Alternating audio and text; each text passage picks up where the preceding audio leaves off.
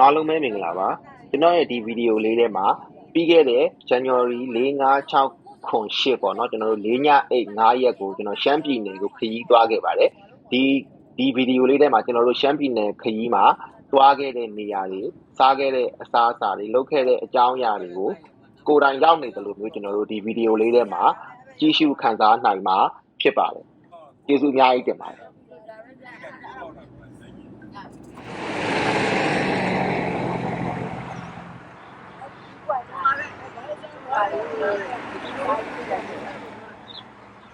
ကလောမျိုးရဲ့ဆိုင်းဘုတ်ပေါ့နော်ကျွန်တော်တို့ကလောမျိုးကိုရောက်ရှိလာပါပြီနော်ဒီမှာကျွန်တော်တို့9ရက်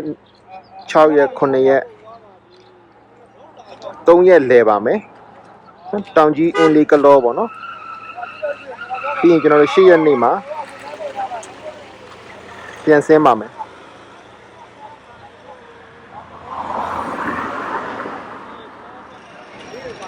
ကဲကျွန်တော်တို့ရောက်ချင်းပဲပေါ့နော်ဒါဆိုကလောနာရီစဉ်ဖြစ်ပါတယ်ကလောနာရီစဉ်မှာစပြီးတော့ကျွန်တော်တို့လဲပတ်ခဲ့ပါတယ်ရောက်နေတဲ့အချိန်မှာကန်ကောင်းတာကျွန်တော်တို့ကလောမှာပထမအဆုံးလုပ်တယ်ကျွန်တော်တို့ကလောပန်းပွဲတော်ပေါ့နော်ကလောပန်းပွဲတော်နဲ့လည်းကြုံနေတာဖြစ်ပါတယ်အဲ့တော့ဒီမှာကျွန်တော်တို့ပန်းပွဲတော်လည်းရှိမှာဖြစ်ပါတယ်ဒီမှာကျွန်တော်တို့မြင်ရတာကတော့အခုကျွန်တော်တို့ပန်းပွဲတော်ကျင်းပနေတဲ့ကျွန်တော်တို့ဒီကလောမျိုးရဲ့ကျွန်တော်တို့နိုင်စဉ်ဘေးကမောမီဦးပန်းချံကိုမြင်တွေ့နေရတာဖြစ်ပါတယ်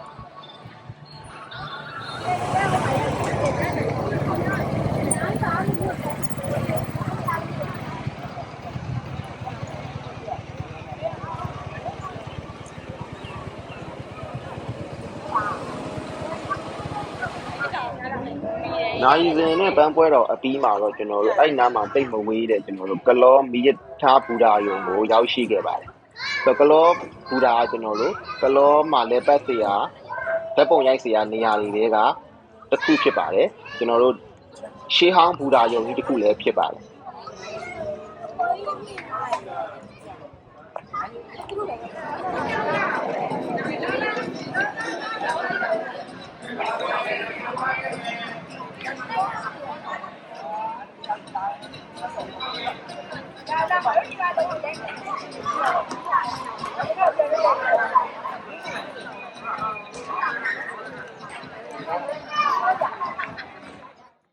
ကျွန်တော်တို့ကလောပူရာကိုလဲပတ်ပြီးတဲ့အခါမှာကျွန်တော်တို့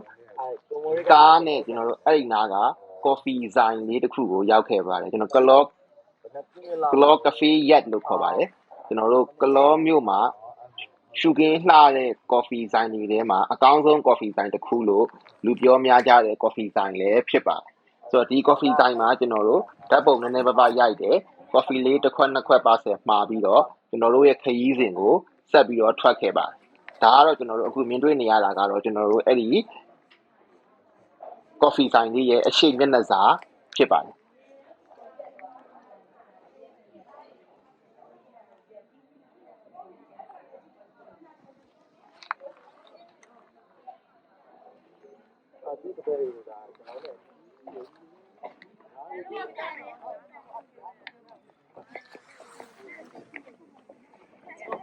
ကျွန်တော်တို့ coffee ဆိုင်လေးကနေပြီးတဲ့အချိန်မှာကျွန်တော်တို့အဲ့ဒီနားမှာရှုခင်းကောင်းတဲ့ view point တစ်ခုဖြစ်တဲ့ကျွန်တော်တို့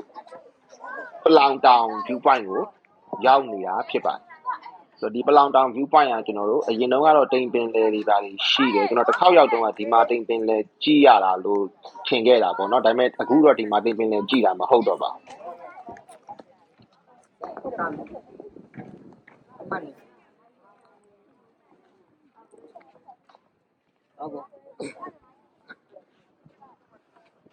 ဘူး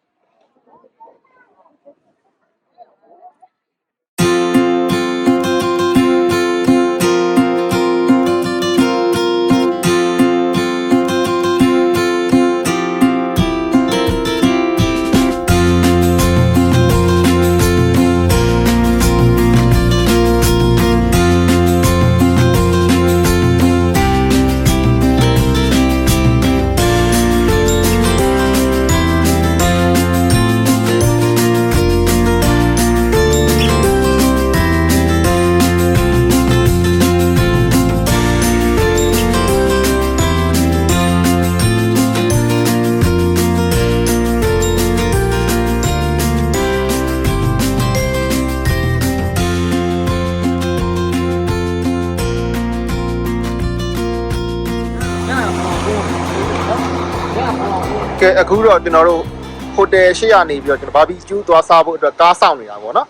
ဆိုတော့ဒါကတော့အခုမြင်နေရတာတော့ကျွန်တော်တို့ဒီညဘက်မြင်ရတဲ့ကျွန်တော်တို့ဒီဟိုတယ်ရှေ့ရကလောမျိုးရဲ့ highway လမ်းမကြီးပေါ့နော်ဒီမှာ highway ကားတွေဒီမှာရက်နေတာကိုတွေ့ရပါတယ်ဒီမှာကျွန်တော်မန္တလာမင်းဟိုမှာ famous เนาะကျွန်တော်တို့ဒီမှာ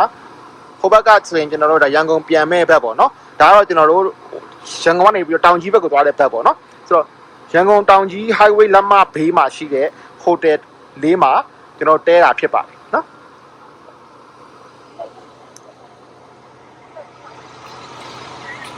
ကဲကျွန်တော်တို့အခုတော့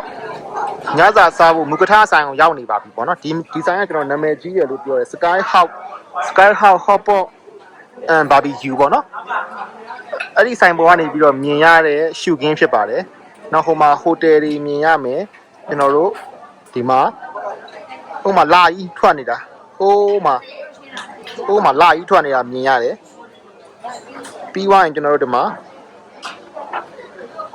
ဒါကျွန်တော်တို့ရက်ကွက်တွေပေါ့နော်တော့ကလောရဲ့ညဘက်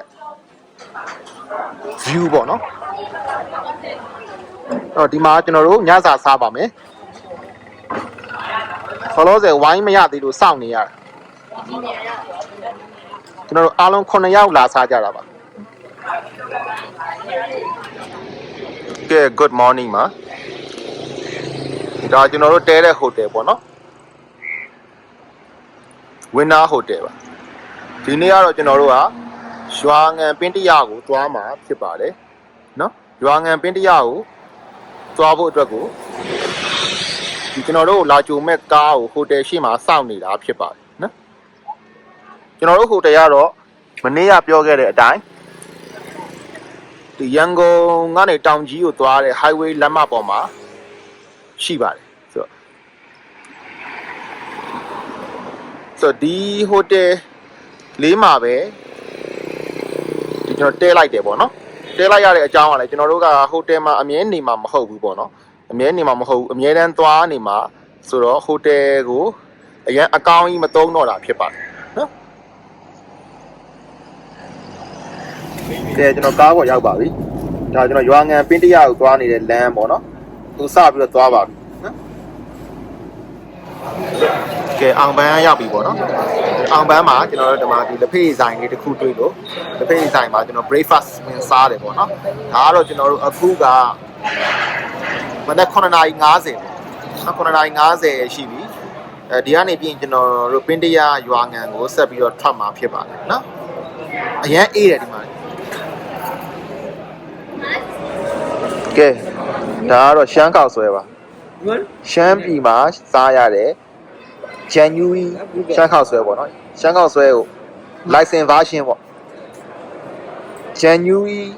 officially ရှမ်းခောက်ဆွဲနော်ရှမ်းပြည်နယ်အောင်ပန်းမြို့မှာစားပါတော့မယ်နော်ဒါရှမ်းခောက်ဆွဲစံစည်းဖြစ်ပါတယ်နော်စံစည်းအတုပ်ဖြစ်ပါတယ်နော်ကဲဒါကျွန်တော်တို့ဝင်ပြီးတော့စားခဲ့တဲ့လင်းရောင်ကြီးတစ်ဖေးဆိုင်ပေါ့နော်အောင်ပန်းမြို့ highway လမ်းမဘေးမှာ first private bank ရဲ့ဘေးမှာရှိတဲ့လက်ဖေးဆိုင်နော်ဒါကကျွန်တော် first private bank ပေါ့အောင်ပန်းဘဏ်ခွဲပေါ့နော်လက်ဖေးဆိုင်မှာကျွန်တော်လက်ဖေးဆိုင်မှာ breakfast စားပြီးသွားပြီရှမ်းခောက်ဆွဲစံစည်းစားတယ်နော်လက်ဖေးတောက်တယ်ပြီးရင်ကျွန်တော်တို့ဒီကနေပြီးတော့ပင်းတရကိုဆက်ပြီးတော့သွားမှာဖြစ်ပါတယ်နော်ဒါကတော့ကျွန်တော်တို့အောင်ပန်းမြို့ပေါ့နော်အောင်ပန်းမြို့ရဲ့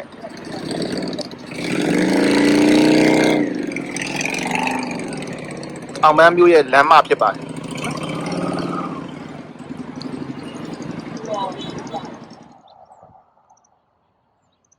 ကဲရွာငံပင်းတရသွားတဲ့လမ်းမှာတွေ့ရတယ်ကျွန်တော်တို့ဒီစိုက်ခင်းတွေပေါ့နော်ကျွန်တော်ဒီကတစ်စိုက်ပြိုးရေးတို့ဘာတို့ဒီမှာကျွန်တော်ဒီစိုက်ခင်းတွေရဲ့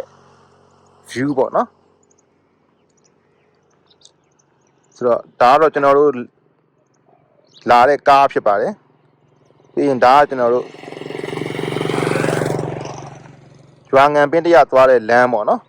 ပြီးရင်ဒီနေရာမှာဗျဒီကုန်းလေးတက်သွားပြီးလို့ရှိရင် ဒီမှာအပင်ရှိတယ်အဲ့ဒီအပင်မှာကျွန်တော်ဓာတ်ပုံရိုက်လို့ကောင်းတယ်ပေါ့နော်ရှူခင်းလှတယ်အဲ့တော့ဒီမှာကျွန်တော်လမ်းဘေးမှာကျွန်တော်ကားခဏရက်ပြီးတော့ဒီအပင်မှာဓာတ်ပုံရိုက်မှာဖြစ်ပါတယ်နော်ဒါကတော့ကျွန်တော်တို့ highway လမ်းမှာပေါ့ရွာငံပင်တရသွားတဲ့လမ်းပေါ့ကဲဒါလေးကတော့ကျွန်တော်တို့ယူကလစ်တန်းပေါ့နော်ဒီရွာငံသွားတဲ့လမ်းမှာကျွန်တော်တို့ရှိတဲ့ယူကလစ်တန်းလို့ခေါ်တဲ့နေရာလေးဖြစ်ပါတယ်ဘေးမှာကျွန်တော်တို့ဒီလိုမျိုးယူကလစ်ပင်တွေဒီလိုမျိုးရှိတယ်ပေါ့နော်ဒီမှာလမ်းရှိတယ်ဆိုတော့ဒီရှူခင်းပေါ့နော်ဒီလမ်းနဲ့ဒီယူကလစ်ပင်တွေနဲ့ရဲ့ vibe ပေါ့ဒီအရသာပေါ့နော်ဒီမြင်ကွင်းရဲ့အရသာကိုဒါကျွန်တော်တို့ဒီနေရာလေးကကျွန်တော်တို့ဒါဓာတ်ပုံရိုက်လို့ကောင်းတဲ့နေရာဆိုပြီးတော့လူတွေအများကြီးကဒီမှာဓာတ်ပုံရိုက်ကြတယ်အဲကျွန်တော်တို့လည်းဒီရောက်တဲ့အချိန်မှာလမ်းဘေးမှာကားရက်ပြီးတော့ဒီမှာကျွန်တော်တို့ဓာတ်ပုံဆင်းရိုက်ကြတယ်ပေါ့နော်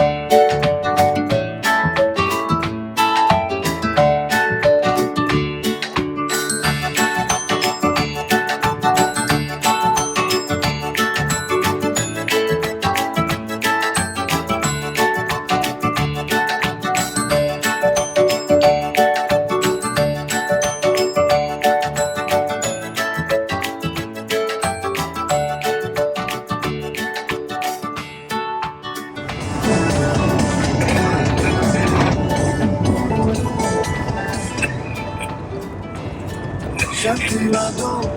叫你迷路梦，星空里的遥遥坠落，不就那么梦？想起那地雷，狗眼望不离人的风，你的阳光里多的情不离人呐。北京的雪，那有你在里面，月牙里不到这什么有人家那什么里有你呢？对。我把你不变的那，路马你不变的那。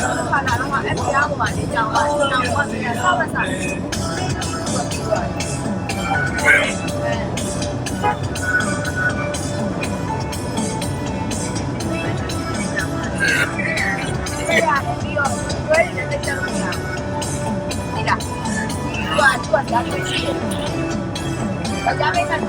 带来这种事情，你们这边在家买，你们这哪搞买的？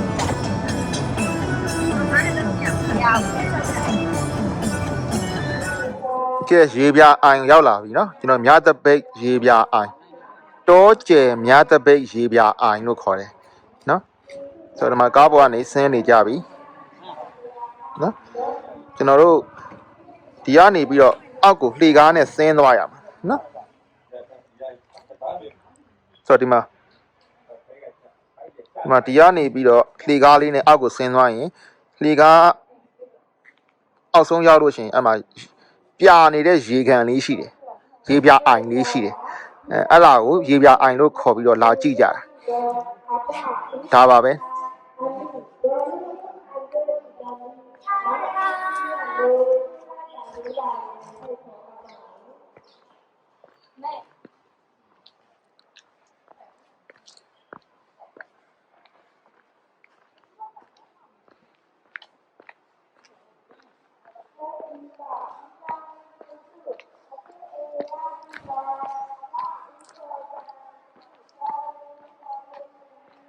ဒီမှာလှေကားလေးကနေဆင်းရမယ်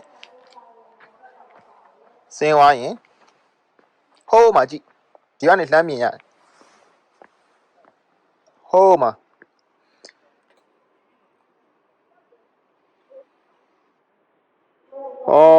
မှာရေလေးတွေကအဲ့လိုပြာပြီးတော့ကြီးနေတာအဲ့ဒါကိုရေပြအိုင်လို့ပြောကြတာ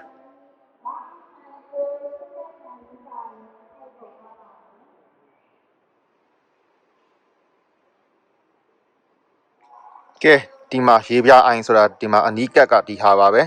ကျွန်တော်တို့ဒီတောကျဲမြသပိတ်ရေပြအိုင်ဆိုပြီးတော့ခေါ်ကြတာဒီရေဒီလိုပြနေတာကကျွန်တော်တို့ကြည်ပြီးတော့ဒီမှာအောက်ထဲကဟာတွေပါမြင်နေရတယ်တစ်တုံးနေမြင်နေရတယ်နော်ဆိုတော့ဒီဟာဒီလိုပြနေတယ်ဆိုတော့ကျွန်တော်သိပ္ပံနီးအရာဆိုလို့ရှိရင်တော့အမျိုးမျိုးပြောကြတာပေါ့နော်ဒါပေမဲ့ဒီလိုမျိုးပြနေတဲ့ရေပြအိုင်ဒီလိုရေပြနေတာကိုလူတွေက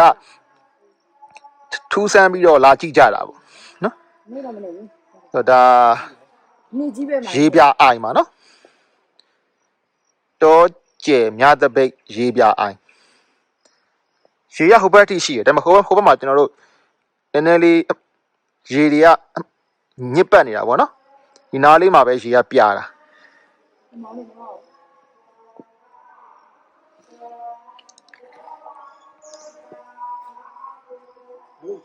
အဲ့တော့ဒါကတော့ကျွန်တော်တို့ဒါရေပြအိုင်ကိုဆင်းတဲ့လှေကားပေါ့နော်ဒီကနေပြန်တက်ရလို့ရှိရင်ဒီလိုလှေကားကကျွန်တော်တို့ဒီလိုမျိုးနည်းနည်းလေးမတ်ဆောက်တယ်လှေကားအထစ်30လောက်တော့ဆင်းရတက်ရလောက်ရတယ်နော်ဆိုတော့ဒါရေပြအိုင်ကိုလာကြည့်တဲ့လူတွေအစင်အတက်လုပ်ဖို့လှေကားဖြစ်ပါတယ်နော်ကဲဒီမှာကျွန်တော်တို့ပြန်တက်လာပြီပေါ့နော်ပြန်တက်လာပြီကျွန်တော်ကားရှီကိုပြန်တက်လာကြပါပြီဒီကပြီးရင်ကျွန်တော်တို့ပင်းတရသွားမယ်ပေါ့နော်ဟုတ်တယ်ဒီကပြီးရင်ပင်းတရသွားမယ်ပင်းတရမှာမိတ်ဆွေတွေနဲ့တွေ့ဖို့ရှိတယ်ပြီးရင်နေ့လည်စာစားပါမယ်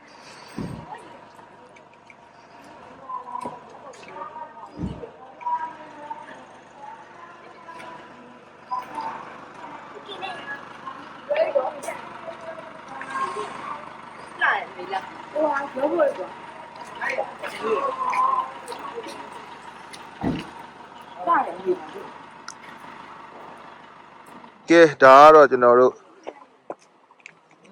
ပင်းတရမသွားသေးခင်မှာကျွန်တော်တို့အရေပြအိုင်နာကနေပြီးတော့ပြန်လာတဲ့လမ်းမှာပေါ့နော်ဒါကနန်းကျရေတခွန်နော်ကနန်းကျရေတခွန်ကိုရောက်နေတာပါနော်ရေတခွန်အောက်ကိုကျွန်တော်လမ်းလျှောက်ပြီးဆင်းရပါမယ်နော်ဆိုတော့ပြီးလို့ရှိရင်ကျွန်တော်ပြန်ပေးပါမယ်ကျွန်တော်ကားထဲမှာရက်ထားတယ်နော်ဒီမှာဒီကနေပြီးတော့ရေတခွန်ရှိတဲ့နေရာကိုအောက်ဆင်းရမယ်လို့ပြောပါတယ်နော်ဆိုတော့ကျွန်တော်ရေတခွန်ကိုတွေးလို့ရှိရင်ပြန်ပြီးတော့ရိုက်ပေးပါမယ်ကဲဗနန်းကျရေတခွန်ကိုရောက်ပါပြီစိတ်မဆင်းရပါဘူးအရင်မဝေးဘူးနီးလေးပဲဆိုတော့ကနန်းပုံစံလေးတွေနဲ့ဖြစ်နေလို့မဟုတ်လို့သူကနန်းကျရေတခွန်လို့ခေါ်တာဖြစ်မယ်ထင်တယ်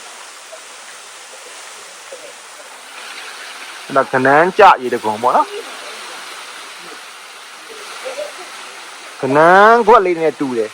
ရေတခွန်ကလေဆိုတော့အားကြောင့်မလို့ကျွန်တော်ကနန်းကျရေတခွန်လို့ခေါ်တာနော်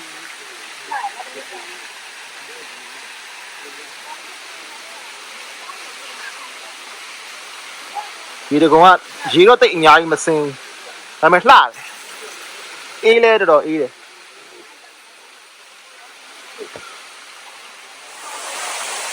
ဟိုဒါကတော့ဒီကနန်းကြရေတခွန်ကိုဆင်းလာရတဲ့လမ်းပေါ့နော်လေကားတွေရှိတယ်ကြောက်ခဲတွေရှိတယ်ရေနှိလေးတွေနည်းနည်းရှိတယ်ဒါပေမဲ့ဝလုံးတန်းလေးတွေရှိတဲ့အတွက်ဆင်းရတာတော့အရင်ကြီးမခက်ခဲဘူးပေါ့နော်9မိနစ်လူငယ်တယောက်အနေနဲ့တော့9မိနစ်လောက်တော့ဆင်းရတယ်နော်ပြန်တက်လို့ရှိရင်တော့10မိနစ်လောက်ပြန်တက်ရမှာပေါ့နော်ဆိုတော့ဒါလေကားလေးတွေရှိတယ်ဟိုးမှာဆိုတော့လေကားလေးတွေရှိတယ်ဟိုးမှာဒီလိုမျိုးလေကားလေးတွေရှိတယ်ပေါ့နော်လေကားလေးတွေကနေဆင်းလို့ရတယ်နော်ပြီးသွားရင်ကျွန်တော်တို့ဒီလိုမျိုးလေးတွေဆင်းလို့ရတယ်ဒါပေမဲ့နည်းနည်းလေးချောတယ်ပေါ့နော်ဒါပါပဲခနန်းကြာနေပြန်တက်လာပြီးတော့ဒီမှာအမောပြီကော်ဖီပေါ့နော်ရွာငံကော်ဖီအစ်စ်လုံးဝနေရာဒေသမှာအဲ့ဒီကော်ဖီထွက်တဲ့နေရာမှာထိုင်တောက်နေတာဆိုတော့ဒါလုံးဝရွာငံကော်ဖီအစ်စ်ပေါ့နော်ညီမလေးအိမ်သာသွားတယ်ကဲကျွန်တော်တို့အခုရွှေဥမင်းအိုင်ကူဖျားပေါ့နော်ဒီပင်တရမြို့မှာရှိတယ်ကျွန်တော်တို့ရွှေဥမင်းလှိုင်ကူဖျားကိုကျွန်တော်ရောက်ခဲ့ပါတယ် သူကဒီမှာအရှိမပင့်ကူကြီးရှိတယ်မပင့်ကူကြီးဟိုးမပင့်ကူကြီးရှိတယ်အဲ့ဒီကိုသွားမှာပါကျွန်တော်တို့ဒီမှာဆိုလို့ရှိရင်ဟိုးမပင့်ကူကြီးနော်ကဲအဲ့တော့အဲ့မှာကျွန်တော်ပင့်ကူကြီးရှိကိုသွားနေပြီပေါ့နော်ဟိုမှာဟိုးထိပ်မှာကျွန်တော်ပင့်ကူကြီးရှိပါတယ်ဆိုအဲ့ဒီကနေပြီးတော့ဓာတ်လီကားနဲ့အပေါ်တက်ပါမယ်ပြီးရင်ပြန်ဆင်းမယ်ဓာတ်ပုံနဲ့ပါရိုက်ပြီးပြန်ဆင်းမယ်ပြန်ဆင်းပြီးလို့ရှိရင်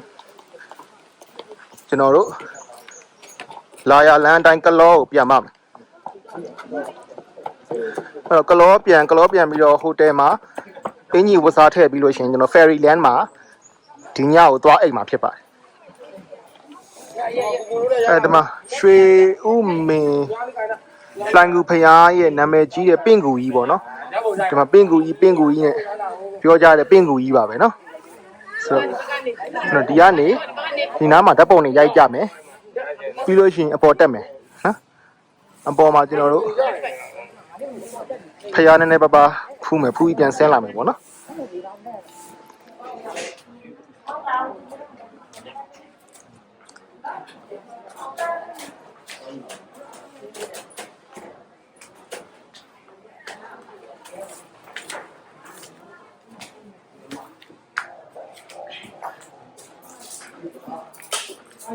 ကျွန်တော်တို့ကဓာတ်လီကားနဲ့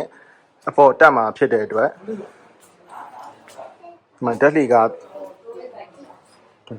ဘက်ကိုသွားမယ်ဖြစ်ပါတယ်နော်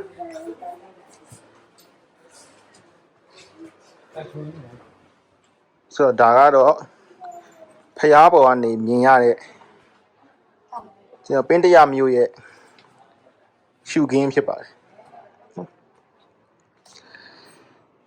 အခုရက်ပိုင်းမှာပေါ့နော်အခုလပိုင်းနေမှာပင်တရမြို့မှာလူသိများတဲ့အချက်ကဘာလဲဆိုတော့ MRTV4 ရုပ်ရှင်ကားတွေရိုက်တဲ့ရုပ်ရှင်ချန်ရှိတယ်ပင်တရမြို့မှာဒါပေမဲ့အဲ့ဒီရုပ်ရှင်ချန်ကိုသွားဖို့ကမလွယ်ကူတဲ့အတွက်ကျွန်တော်မသွားခဲ့ရပါဘူးနော်ပင်တရမြို့ကဒီ MRTV4 ရဲ့ဒီရုပ်ရှင်ချန်ရှိတဲ့မြို့ဖြစ်ပါတယ်နော်ဒီကနေမြင်ရတဲ့ဟိုးမှာကျွန်တော်တို့အဲ့ဒါပုံတလုတ်ရေကန်ဖြစ်ပါတယ်နော်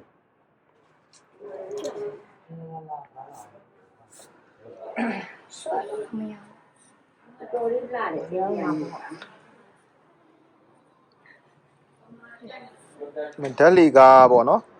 ဓာတ်လီကားနဲ့အပေါ်ရောက်ပြီးတော့ဓာတ်လီကားရဲ့အပေါ်ရောက်တဲ့အပေါ်အဆုံးအဆင့်ကနေပြီးတော့ထပ်ပြီးတော့မြင်ရတဲ့ဒီပင်တရမျိုးရဲ့ view ဖြစ်ပါတယ်နော်ပုံတလုတ်ကန်ဆိုတာဒီဟာဖြစ်ပါတယ်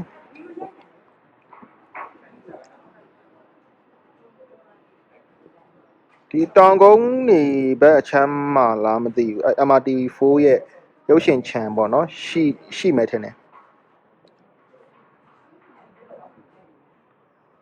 အဲ့ဒီ MRTV4 ရုပ်ရှင်ချန်ရှိတဲ့မြို့ဖြစ်ပါတယ်နော်ပင်တရမြို့ဖြစ်ပါတယ်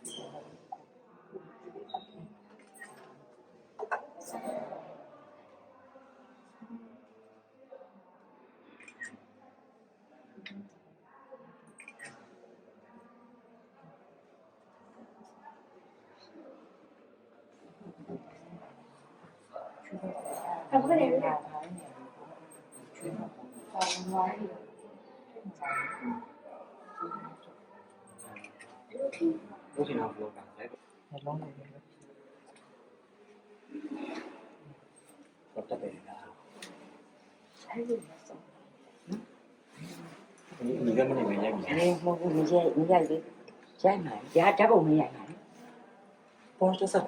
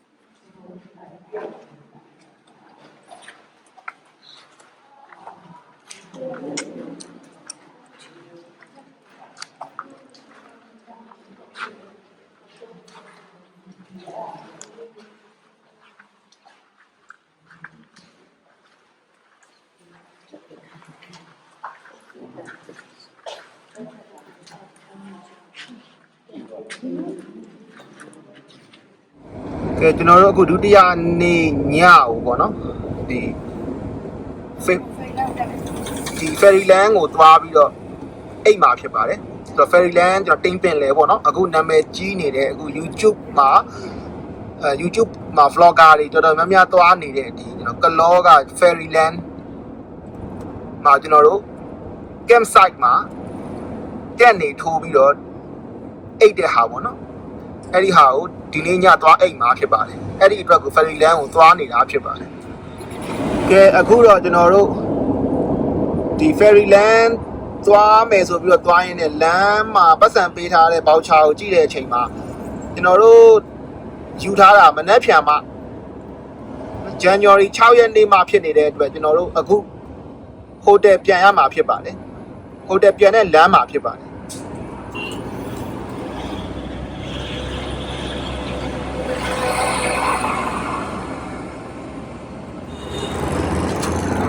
ဒါကတော့ Fairyland မသွားဖြစ်တဲ့အတွက်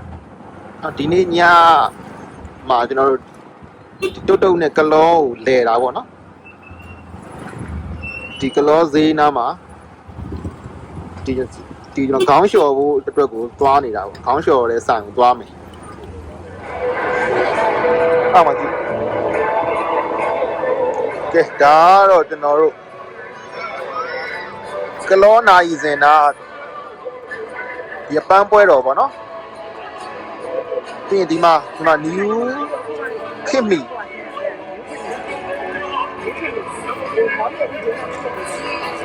နော် new kimmy ဆိုရဲကျွန်တော်စပင်းညက်ဆိုင်ပေါ့နော်စပင်းညက်ဆိုင်ခေါင်းလျှော်ကြီးအမခေါင်းလျှော်မယ်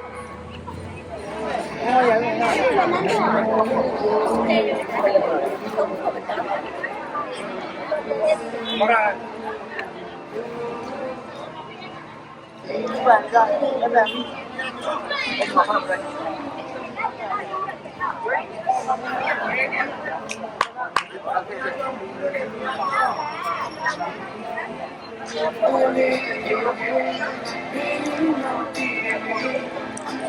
်တော်ကလောရဲ့ညဘက်အလှပေါ့နော်ဒီမှာကျွန်တော်ပန်းပွဲတော့မောမြေဦးပတ်နော်မောမြေဦးပန်းချံမှာကျွန်တော်ပန်းပွဲတော်ရဲ့ဒီညဘက်မြင်ရတဲ့အလှဖြစ်ပါတယ်ခုနတုန်းကကျွန်တော်တို့ဒီ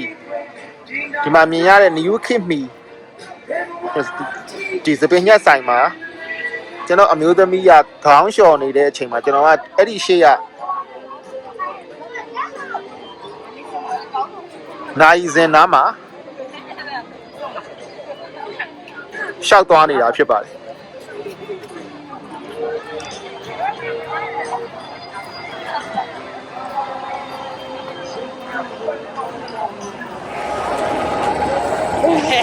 ဒီကလောရဲ့ကျွန်တော်တို့ပွဲစည်းလေးပေါ့နော်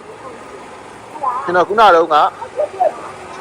ကျွန်တော်အမျိုးသမီးခေါင်းလျှော်တဲ့ကိစ္စပြီးသွားတော့အဲ့နားလေးမှာ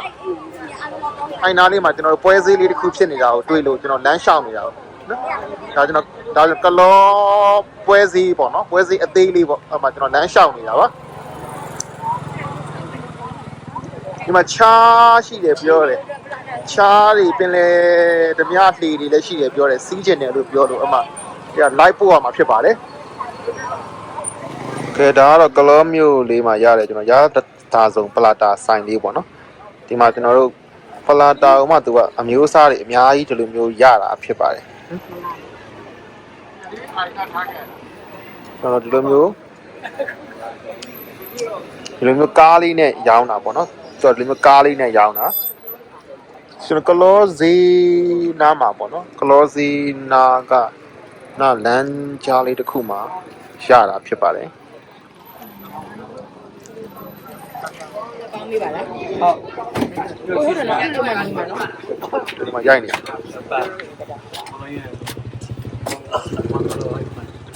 ်ပေါင်းအတိပြဘုတ်ပေးထားတယ်နော်ပတ်စံထုတ်ပါထားတယ်မကားလေးနဲ့ရောင်းတာပေါ့နော်ဟုတ်ပါသွားမယ်လား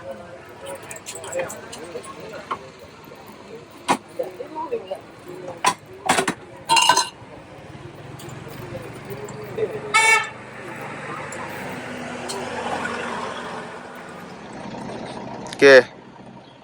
ကျွန်တော်တို့ဒီနေ့ကတော့တတိယနေ့ပေါ့နော်တတိယနေ့မှာကျွန်တော်တို့ဒီတောင်ကြီးအင်းလေးဘက်ကိုသွားတာဖြစ်ပါတယ်အဲ့မှာလမ်းမှာတွေ့တဲ့ကျွန်တော်တို့ဒီ view point ပေါ့နော် view point မှာကျွန်တော်တို့ဒီ we love Shan Steak နော်ဒီ we love Shan Steak ဆိုတဲ့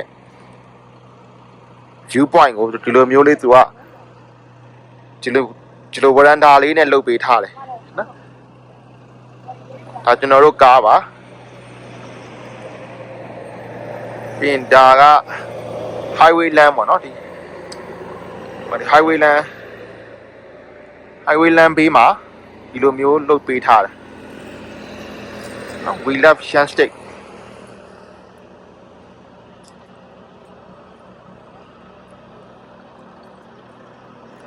လုံးဝမိုက်ဒီကနေပြီးတော့ကြည့်လိုက်လို့ရှိရင်မြင်ရတဲ့ view ဖြစ်ပါတယ်ဆိုတော့ဒီမှာ we love Shan Steak ကနေပြီးတော့ကြည့်လိုက်လို့ရှိရင်ဒီလိုမျိုးတိမ်ပင်လယ်ကိုမြင်ရပါတယ်နော်တိမ်ပင်လယ်လိုမျိုးပေါ့နော်တိမ်ပင်လယ်လိုမျိုးဖြစ်နေတယ်ဒီမှာ view တွေကျနေတာပေါ့နော်အဲ့လို view တွေကျနေတာကိုဒီလိုမြင်ရပါတယ်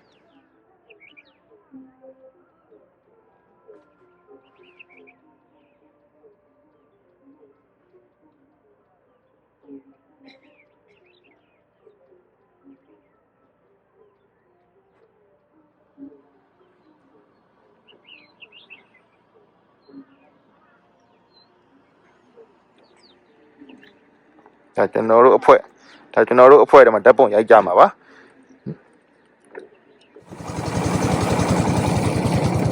ကဲကျွန်တော်အင်းလေးကိုရောက်ပါပြီအင်းလေးမှာ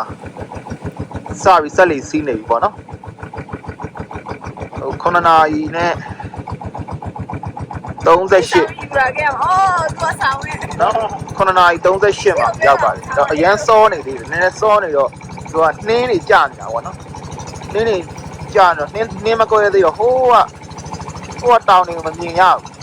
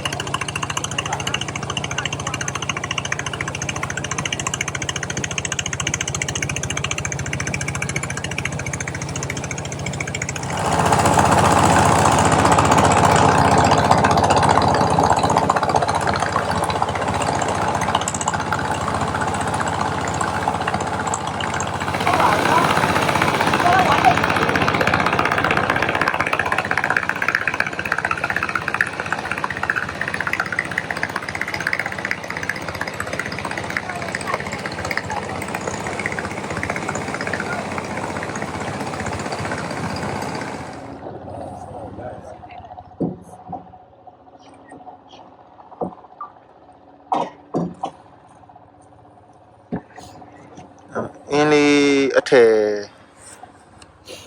ဆိုင်ရောက်ပါပြီကျွန်တော်တို့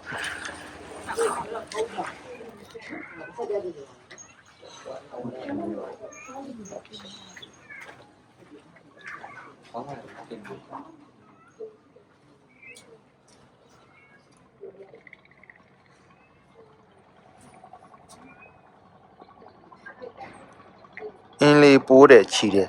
စိန်ငွေလျံလားမလို့နာမည်ကအင်းလေးပိုးတယ်ချီတယ်ဆိုင်နော်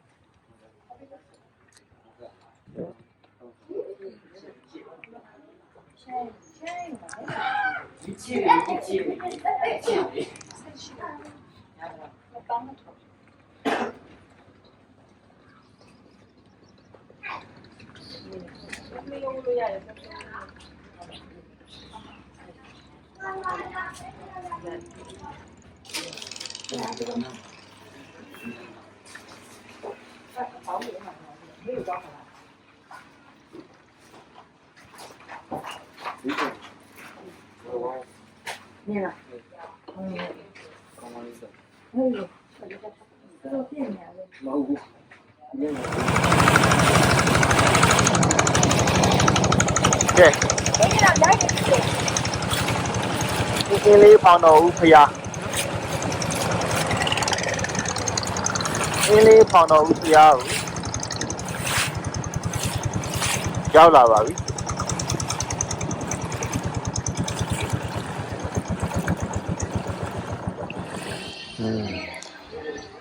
အင်းလေးဖောင်တော်ဦးဖျားရဲ့ရင်ပြင်တော်ပေါ်ရောက်နေပါပြီဒီမှာမြင်ရတာတော့ကျွန်တော်ရဲ့မိန်းမဖြစ်ပါတယ်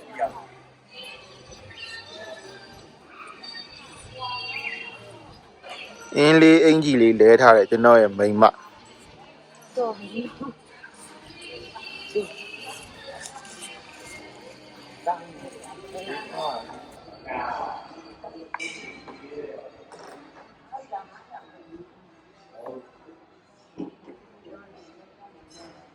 အင်းလေးဖောင်တော်ဦးဖျားနော်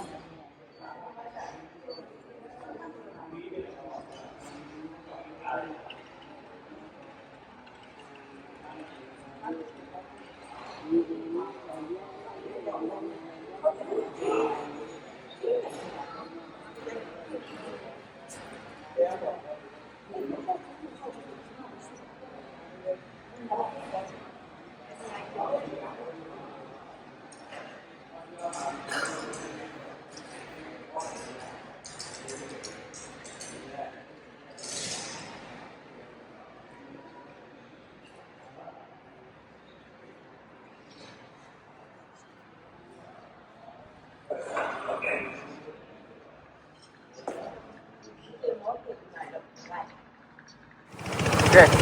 ကျွန်တော်ပြန်ပါပြီပြန်ပြီးတော့တောင်ကြီးသွားရအောင်မှာမို့လို့ညနေကျရင်လည်းဖယ်ရီလန်သွားအဲ့ရမှာဆိုတော့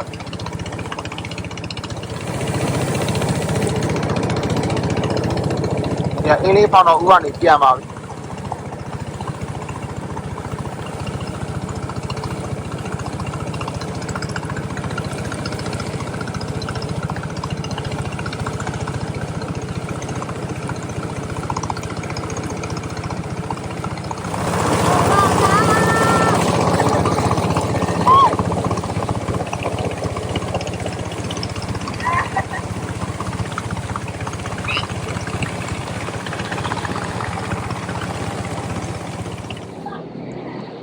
ကဲရောက်ပါပြီတောင်ကြီးအေးတာယာဝိုင်းချမ်းနော်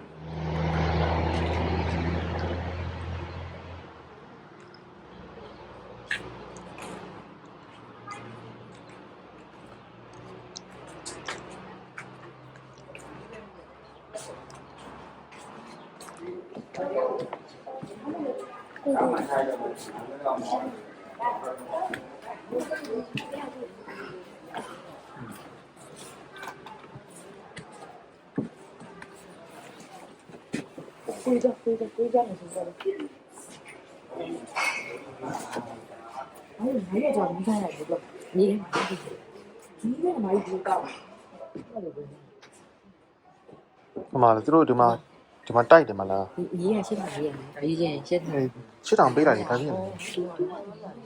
ဘာလို့မှလဲ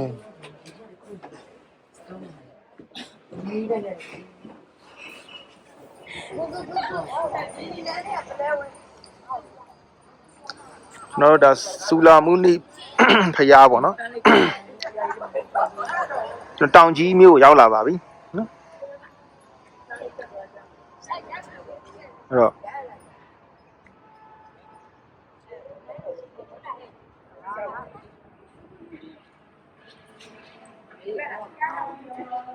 ဝိုင်း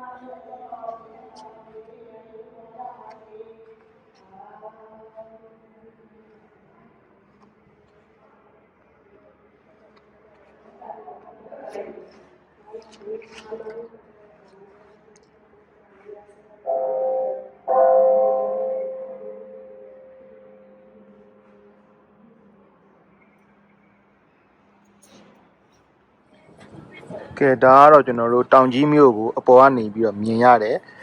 ဒီရွှေဘုံပွင့်ဖျားရဲ့ view point ပေါ့နော်ဒီမှာမြင်နေရတာတော့ဒါတောင်ကြီးမြို့ဖြစ်ပါတယ် ဟုတ်တယ်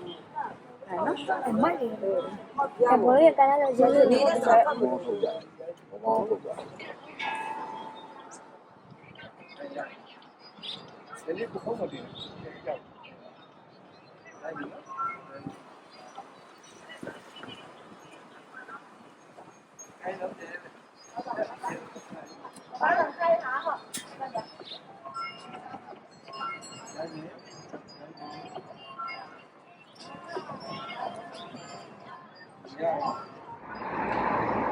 ကဲဒါကတော့ကျွန်တော်တို့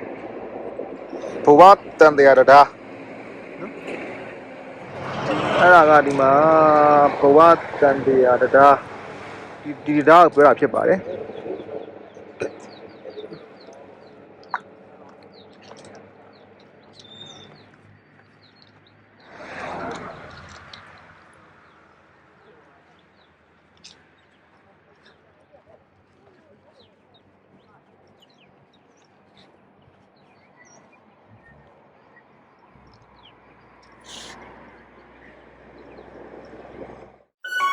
ကဲဒါကတော့9ရက်နေ့မနေ့ကျွန်တော်တို့ဒီ ferry land ကနေပြီးတော့ဟိုတယ်ကိုပြန်လာနေတဲ့လမ်းဖြစ်ပါတယ်ကျွန်တော်6ရက်နေ့ညတုန်းက ferry land မှာသွားအိတ်ခဲ့တဲ့ဗီဒီယိုတွေကိုဒီဗီဒီယိုမှာ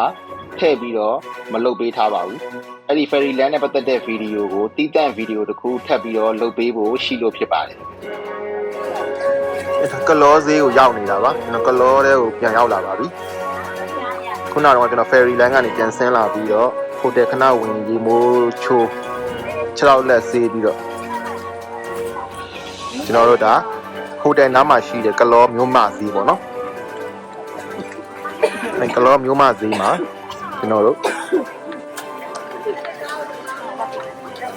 လက်ဆောင်ပစ္စည်းဝယ်နေတာပေါ့နော်ဒါကတော့ကလောမျိုးမဈေးပါ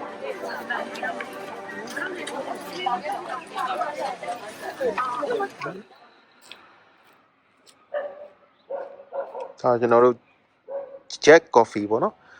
ကလောမျိုးမှာရှိတယ်ကျွန်တော် Jack Coffee ကနေဖွင့်ထားတဲ့ Guitar Cafe ပါကလောမျိုးဒီရှမ်းပြည်နယ်ကနာမည်ကြီးတာတွေကတော့ကျွန်တော်တို့ဒီ wine တို့ coffee တို့နော် wine ရှိမယ် coffee ရှိမယ်အဲ့လိုဟာမျိုးတွေပေါ့နော်မနေ့ကတော့ကျွန်တော်တို့ ဒီအေးတာရောက်ဝိုင်းချန်ကိုရောက်ခဲ့တယ်ဒီနေ့ကတော့ဒီ JAK Jack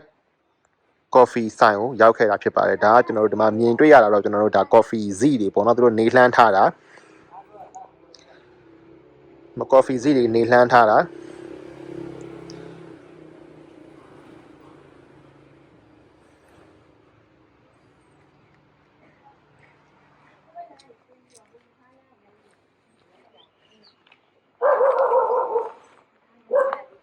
ဒီ Jack Coffee ရလေကျွန်တော်တို့ဒီရန်ကုန်မှာလည်းရှိတယ်သိလားအရင်တော့ကျွန်တော်ညီမပလာဇာရဲ့ကျွန်တော်တို့ကမောဇာဘန်ထွက်ပေါက်ကနေထွက်လိုက်လို့ရှိရင်ညာဘက်ချမ်းမှာ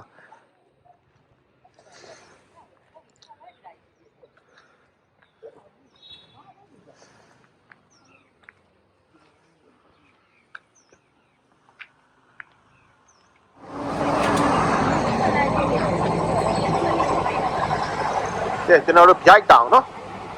ရိုက်တောင်ကိုရောက်လာပါပြီဒီကျွန်တော် coffee mix ကြော်ညာရိုက်တဲ့ရိုက်တောင်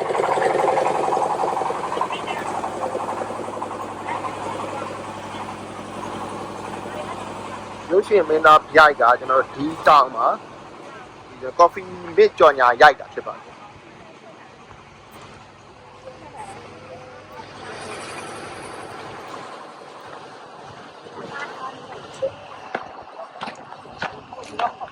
ကျွန်တော်ဒါအပေါ်တက်ရတယ်ပေါ့နော်အပေါ်နဲ့တက်ရတယ်အပေါ်နာကနေပြီးတော့ပြန်ပြီးတော့အောက်ကိုရိုက်ပြပါမယ်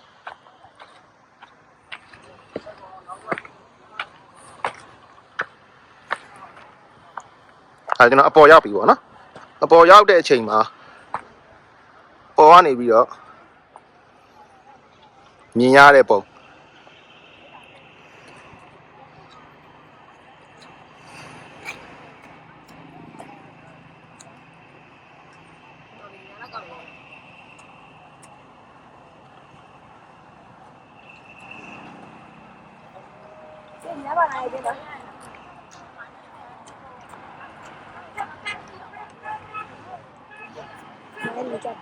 ခရီးသွားကားတွေရောဒီမှာကားတွေရက်ပြီးတော့အဲ့လိုမျိုးဈေးဆိုင်လေးတွေလည်းရှိတယ်နော်ပြိုက်တောင်လာကြတာ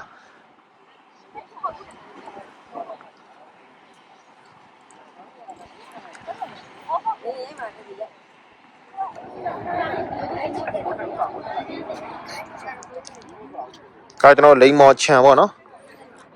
လိမ္မော်ချံကိုရောက်လာပြီလားဖြစ်ပါတယ်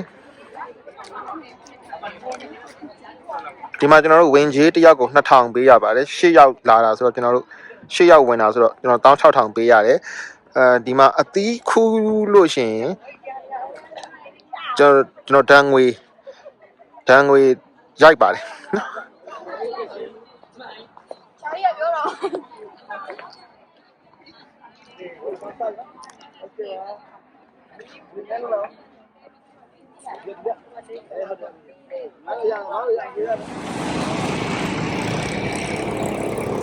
ကဲဒါကတော့ကျွန်တော်တို့ဒီကလောမှာရှိတဲ့သွားစရာလာစရာနေရာဒီအကုန်လုံးကိုပြထားတဲ့ကျွန်တော်တို့ဆိုင်းဘုတ်ပေါ့နော်အဲ့တော့ညနေကျရင်ကျွန်တော်တို့ကဒီမှာရေရောင်းမှ view point သွားမယ်ပြီးလို့ရှိရင်အပေါ်ဘက်ကကလော city view သွားမယ်ပြီးရင်ဒီဘက်အောက်ကကျွန်တော်တို့တောင်မင်းကြီးခုံပြသွားမယ်နော်ပြီးရင်တော့ကျွန်တော်တို့မနက်ဖြန်ပြန်มาတော့မယ်ဒါကကျွန်တော်တို့တောင်ကြီးကလော highway ပေါ့နော်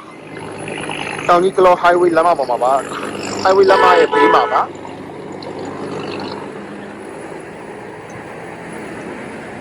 ပြီးရင်ဒါကတော့ကျွန်တော်တို့ကလောမြို့အဝင်ဆိုင်ဘုတ်နဲ့ဒီခုနကကျွန်တော်ပြောခဲ့တဲ့ coffee ဆိုင်ပေါ့နော် Jack Coffee ဆိုင်ရဲ့ coffee ကားပါဒီအမျိုးကားကလည်းရန်ကုန်မှာဆိုင်ခွဲတွေရှိပါတယ်ကျွန်တော်တို့ဒီမှာပလာဇာမှာအရင်တော့ဖွင့်ခဲ့တယ်ဒါပေမဲ့အခုမဖွင့်တော့ဘူးလို့ပြောတယ်အခုလက်ရှိကကျွန်တော်စမ်းချောင်းမှာရှိတယ်လို့ပြောပါတယ်ဒါပေမဲ့အဲ့ဒီ Jack Coffee ရဲ့မူလပထမပင်ရင်းကကျွန်တော်တို့ကလောမြို့ဟာဖြစ်ပါတယ်ဟိုမှာရှင်းငါပြန်လိုက်ပိုင်ပါ CCTV တော့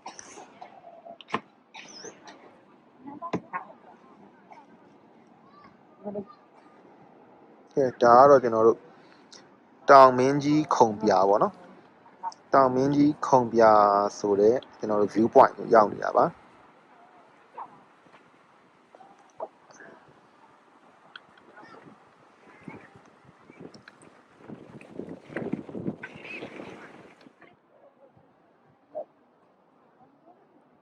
တောင်မင်းကြီးခုံပြနဲ့ကျွန်တော်တို့ကလောမျိုးရဲ့အလှပေါ့เนาะကဲကျွန်တော်တို့ဒါပြန်ဆင်းတာပေါ့เนาะကျွန်တော်တို့ဒီနေ့ပြန်ပါပြီအခုကျွန်တော်တို့မနက်8:56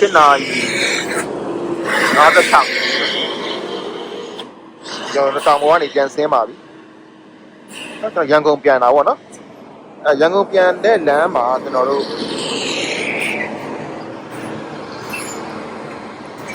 ဒီမှာ coffee တောက်ဖို့เนาะကျွန်တော်မနေ့ကပြောတဲ့ coffee ဆိုင်ပေါ့เนาะဒီ Jet Coffee ဆိုင်ရဲ့ coffee ကားလေးမှာကျွန်တော် coffee မှားနေတာပါပြီးရင်ကျွန်တော်တို့ဆက်ပြီးတော့ဆင်းပါတော့မယ်ဒီကနေ8:56လောက်8:59ဆို9:00ပေါ့နော်9:00လောက်ထွက်တယ်ဆိုလို့ရှိရင်ရန်ကုန်ကိုဒီနေ့ည8:00လောက်ပြန်ရောက်မလားမသိဘူး